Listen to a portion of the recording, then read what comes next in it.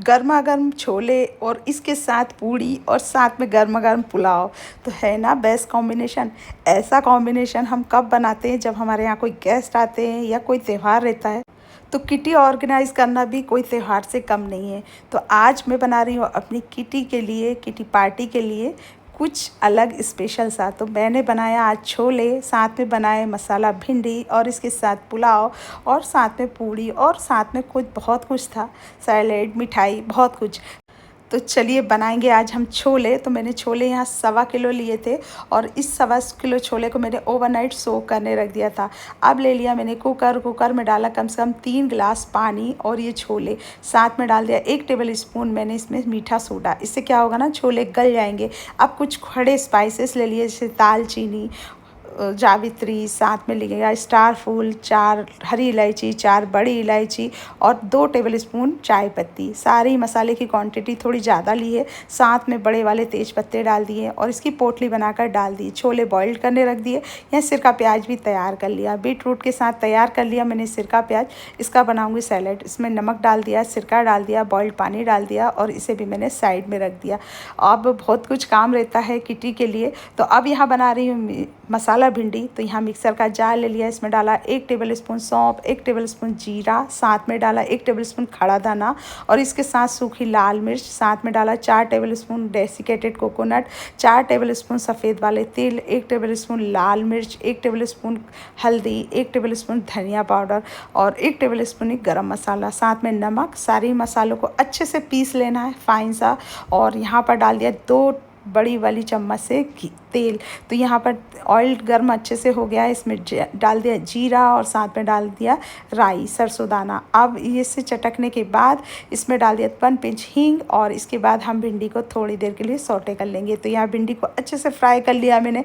इससे क्या होगा ना, भिंडी सॉफ्ट हो जाएगी थोड़ी सी।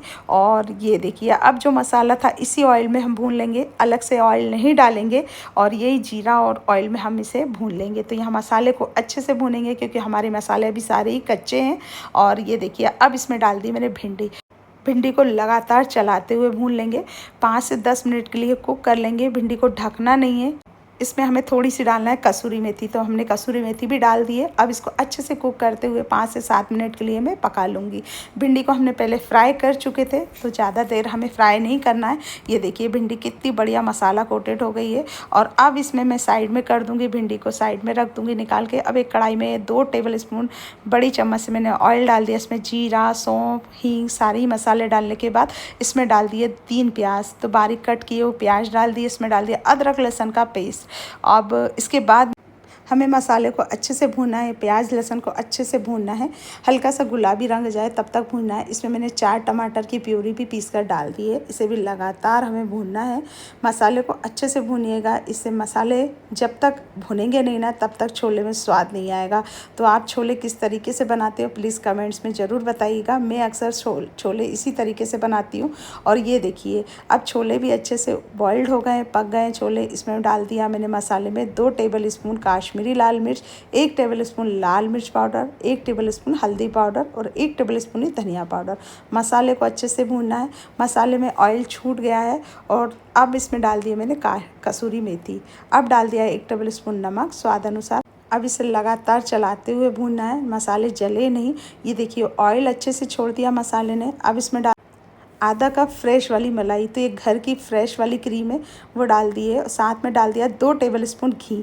तो ये डालने से क्या होगा ना, हमारी सब्ज़ी में एकदम रिच लुक आएगा और खाने में इसका टेस्ट 2 गुना बढ़ जाएगा। तो अब ये मसाले में मैंने डाल दिए करीब हाफ कप छोले। तो छोले मैंने मिक्सर में थोड़ी देर के लिए ग्राइंड कर लिए थे। करीब एक बार पल्स मोड पर चला दिए और एक बार फाइन मोड पर चला दिए। ये देखिए छोले का फाइन सा पेस्ट हो गया है। अब हमें इस मसाले में डाल दिए।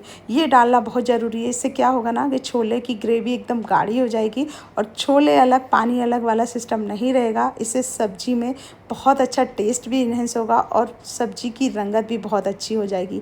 तो आप ज़रूर छोले बनाएं तो इस तरीके से ज़रूर डालें। और यहाँ देखिए मैंने दूसरे वाले कुकर में ग्रेवी भी डाल दी और साथ में छोले भी। मेरा कुकर छोटा पड़ रहा था तो मैंने बड़े वाले कुकर में इसको ट्रांसफ़र कर दिया। तो यहाँ पर देखिए छोले और हमारी ग्रेवी की कंसिस्टेंसी परफेक्ट है। ऊपर से मैंने 2 टेबल टेबलस्पून डाल दिया इसमें छोले मसाला। तो आप मार्केट का कोई सा भी ले सकते हो जो आपको पसंद हो, मैंने मार्केट का ही डाला है। और यहाँ पर छोले में एक बॉयल आने तक छोले को पका लिया है और हरी धनिया डाल कर गार्निश कर दिया है। यहाँ मेरी सारी किटी मेंबर आ गई हैं और साथ में मेरी हेल्प कर रही हैं। तो यहाँ पर पूरियाँ फ्राई कर रही हैं और ये देखिए मसाला भिंडी बनकर तैयार है। लगभग सारा ही खाना बन गया है और यहाँ पर लंच का टाइम भी हो गया था, किटी का टाइम भी हो गया था, सैलेड भी कट गया है, सारा ही तैयारी हो गई है, सारी प्रिपरेशन हो गई है।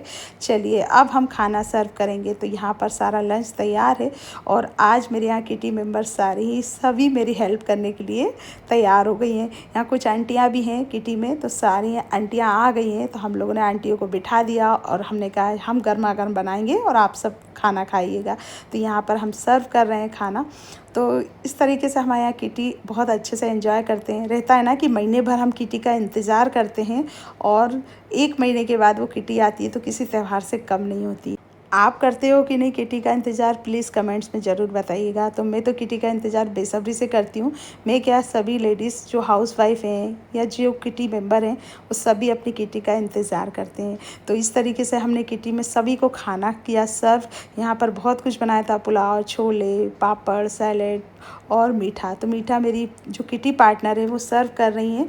तो उन्होंने मार्केट से ही बुलाया था क्योंकि इतनी जल्दी सडनली किटी ऑर्गेनाइज़ की थी हमने और ये किटी इतनी जल्दी हुई कि हमने कुछ मीठा नहीं बनाया था, उससे हमने मार्केट से मंगाया था। तो यहाँ पर हमने सबने एक साथ खाना खाया, सबने सेलिब्रेट किया और इसके साथ ही मेरी किटी पार्टनर का आज बर्थडे भी था।